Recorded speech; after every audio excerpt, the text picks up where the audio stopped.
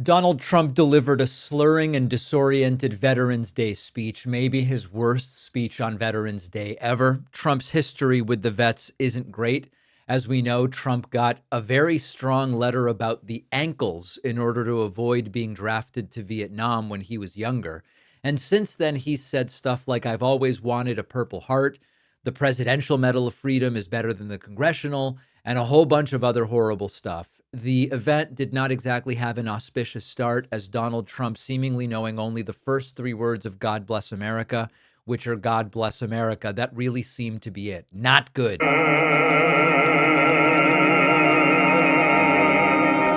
God bless America, land that I love. Stand beside All right, so it only got worse from there. Donald Trump visibly confused and slurring about Veterans Day, Victory Day, the French, the Russians. What on earth is this guy talking about? Nobody has any idea. As you know, today is not only Veterans Day, but it's my proclamation that we are now going to be saying and calling Victory Day for World War I. Victory Day. You know, I was recently at an event and I saw France was celebrating Victory Day, but we didn't. Oh. And I saw France was celebrating another Victory Day for World War II. And other countries were celebrating. They were all celebrating. We're the one that won the wars. And I said, from now on, we're going to say Victory Day for World War I and World War II. Right. And we could do for plenty of other wars, but we'll start with those two. Maybe someday somebody else will add a couple of more because we won a lot of good ones. But when I see other countries celebrating Victory Day, I watched it. I watched UK. I watched Russia. They were celebrating Victory Day, World War II. And I said, we got to have a Victory Day. Nobody even talked about it. Really inspirational, and you can tell Trump is deeply and spiritually connected to the plight of veterans. Trump also declaring, if we die, we must die, and we as men, we die without complaining. Really a wordsmith like no other. Dear God, he said, we ask only this, that if we die, we must die, and we as men would die without complaining, without pleading, and safe in the feeling that we have done our best for what we believed was right. And if that doesn't make sense to you, don't feel bad. It doesn't make sense to anybody. But I think the president was trying to refer to those who fought and died for their country in military service, which are the very same people that he and that he had said to John Kelly were suckers and losers during his first term. So your mileage may vary on Trump's patriotism and devotion to the veterans. Trump talking about firing people, I guess, from the VA, who he says were sadists, sick, and thieves. And the other thing is we fired thousands of people who didn't take care of our great veterans. They were sadists, they were sick people, they were thieves, they were everything you want to name, and we got rid of over 9,000 of them. And then when Biden came in, he hired them back, many of them, but we got rid of them. And I think we got rid of them permanently. We replaced them with people who love our veterans, not people who are sick people. I looked into that and was not able to find any evidence that that is true. It just doesn't really make any sense to me.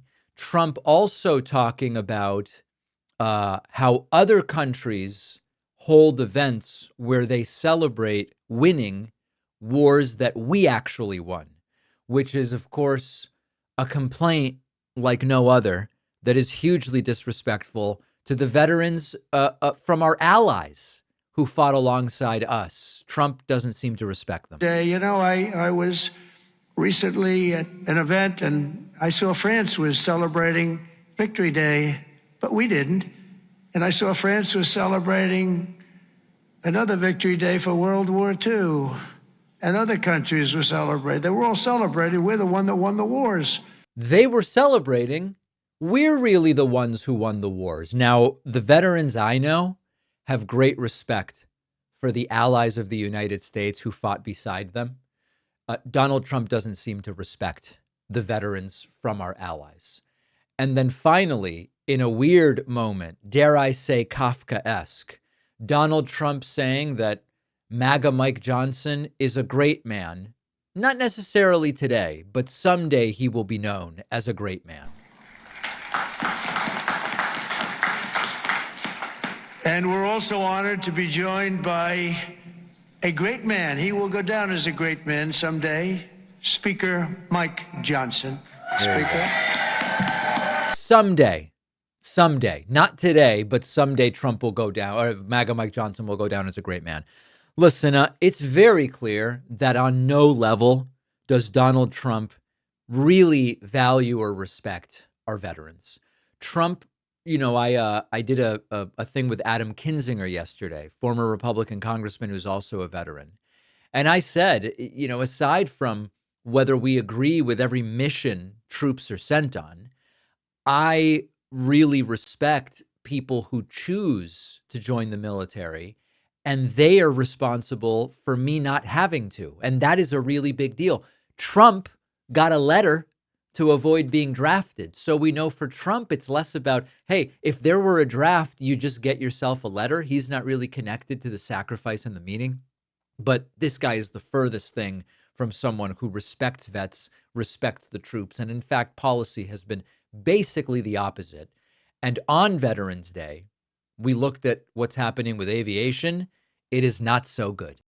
Donald Trump has already packed his second-term cabinet with loyalists. He's threatened deportation as political punishment. He's expanded executive authority in ways we have not seen in modern history. These are real changes that are happening right now. And what's even more alarming is that a lot of the media is either glossing over the worst of it or they're reframing it so it all sounds a little more palatable. And that is why I use Ground News. This is a news comparison tool. Doesn't just feed you headlines. It shows you here's how different outlets, left, right, center, are covering the same story. And this is one of the few tools I know of that can really help you detect the political spin, the bias, catch stories that your usual sources might downplay or not cover at all, on everything from immigration policy to economic shifts. If you want to get a bigger picture, a broader picture of what's being reported, Ground News is an invaluable source to keep you informed. And Ground News is offering my audience 40% off their top tier Vantage plan. You'll only pay $5 a month. Go to ground.news/Pakman or enter the code Pakman in the app to get started. The link is in the description.